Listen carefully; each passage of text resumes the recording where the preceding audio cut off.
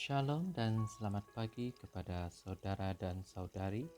Pada hari ini kita merayakan hari Minggu Biasa yang ketiga dan Injil pada hari ini dipetik dari Injil Lukas. Bersama kita mendengar dan merenungkannya.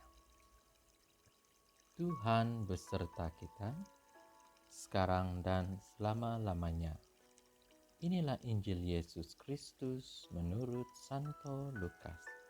Dimuliakanlah Tuhan.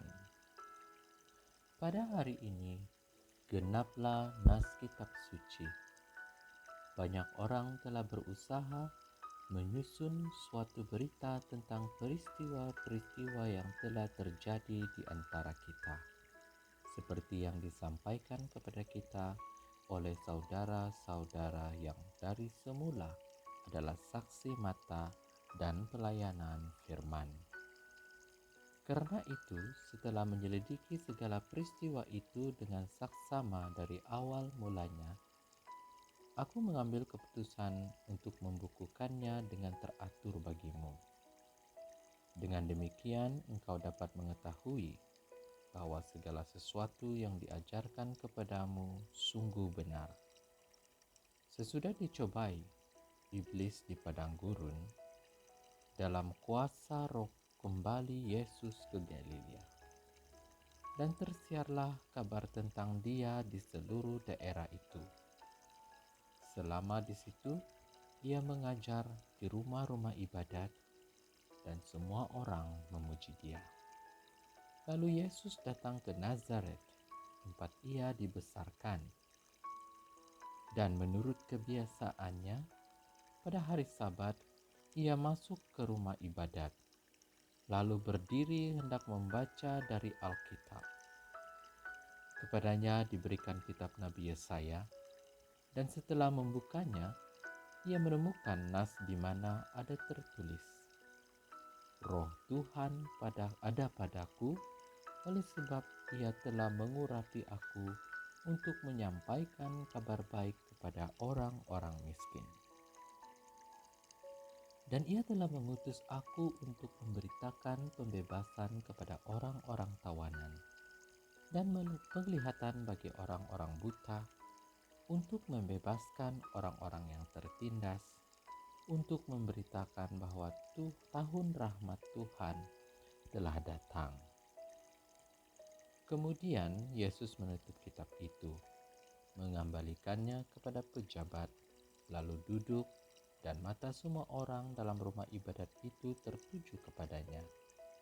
Lalu Yesus mulai mengajar mereka, katanya, pada hari ini genaplah nas tadi sewaktu kamu mendengarkannya.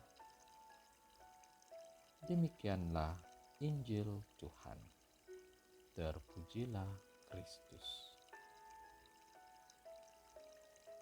Saudara dan saudari yang terkasih, pembacaan pada hari ini sangat menarik.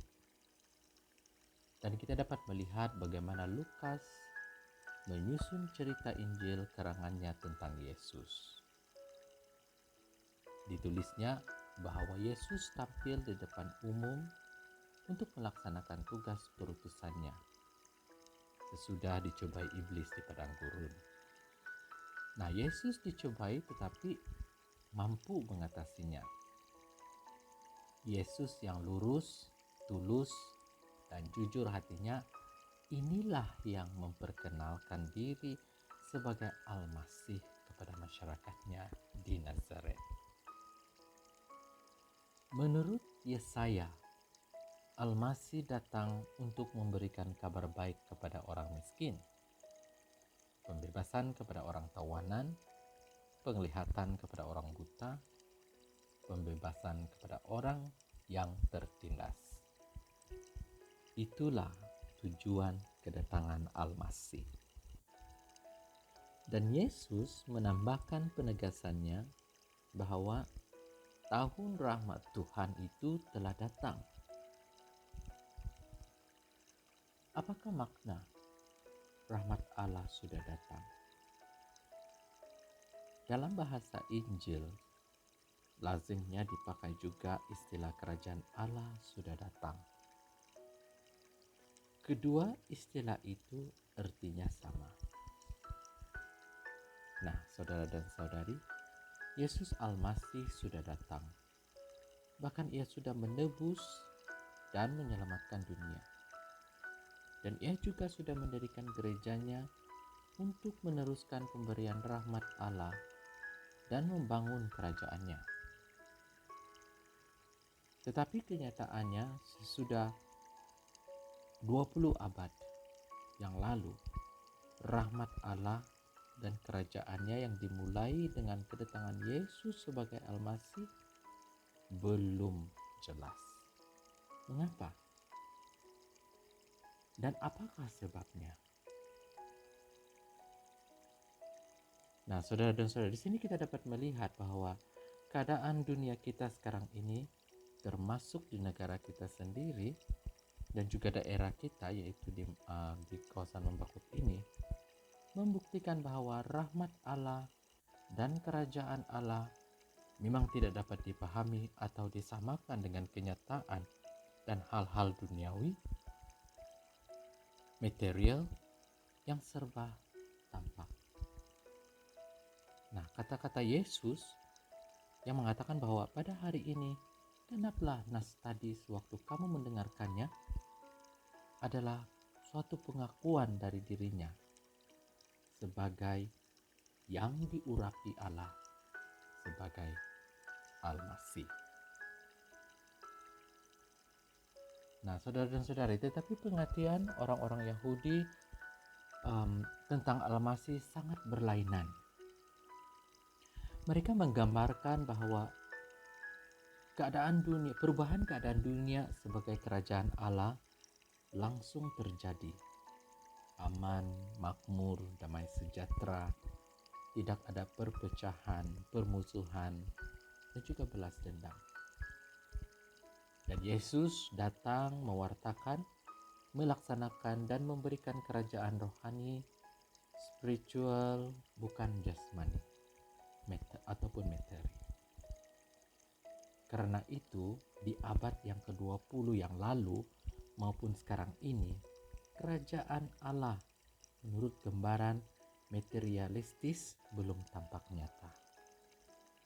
Inilah ketegangan penghayatan kepercayaan yang harus kita miliki dan hayati sebagai orang yang beriman. Ketegangan akan kerajaan Allah yang sudah ada dan yang belum ada. Kerajaan Allah ada di dalam diri Yesus Kristus. Dalam pewartaannya, dalam karya penyelamatannya yang disertai dengan tanda-tanda kebenarannya, seperti penyembuhan orang sakit, memberi makan dan minum kepada orang yang lapar dan haus, mengusir roh jahat atau setan, bahkan membangkitkan kembali orang yang mati. Tetapi kita tidak tahu bahwa Yesus pun mengatakan bahwa ia tidak tahu berapa lamanya masa ketegangan yang harus kita alami dalam waktu antara sudah adanya dan belum adanya. Kepenuhan penyelenggaraan rahmat Allah dan kerajaan Allah yang tengah berlangsung. Saudara dan saudari yang terkasih, dengan latar belakang inilah Injil Lukas hari ini ingin mengingatkan kita dan menegaskan bahwa iman kita kepada Yesus bukanlah sekadar suatu pengetahuan atau ilmu, melainkan suatu keyakinan, bukan paksaan, bahwa ia sungguh Almasih atau penyelamat kita, seperti dibuktikannya lewat ajaran hidup, sikap, dan perbuatannya. Keselamatan kita sudah dimulai, memang belum sepenuhnya, namun pasti. Tetapi untuk dapat diselamatkan, kita harus terus-menerus mempersiapkan diri secara sungguh-sungguh, bukan secara ikut-ikutan. Iman kita harus diuji kesungguhannya. Bukan hanya secara fisik ataupun jasmani, material, tetapi juga dengan terutamanya secara rohani.